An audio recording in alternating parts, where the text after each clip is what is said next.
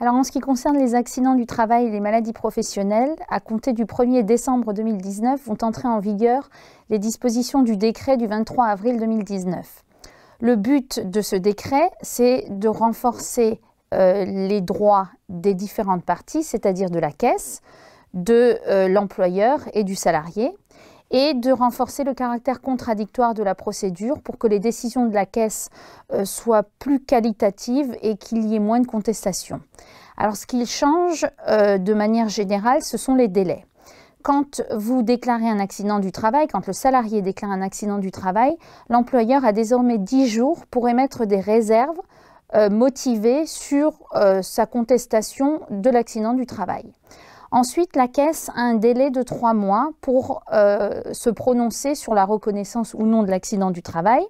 Et pour ce faire, elle adresse un questionnaire aux salariés et à l'employeur qui ont alors 20 jours pour le retourner à la caisse.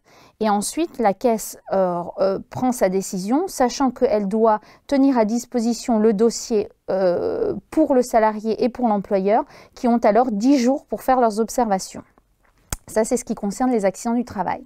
S'agissant des maladies professionnelles, donc la caisse a désormais 4 mois pour statuer sur la reconnaissance de la maladie professionnelle ou pour saisir le CRRMP, qui est le comité régional de reconnaissance des maladies professionnelles, s'agissant des maladies hors tableau. Alors là encore, la caisse adresse un questionnaire aux salariés et à l'employeur qui ont 30 jours pour le retourner.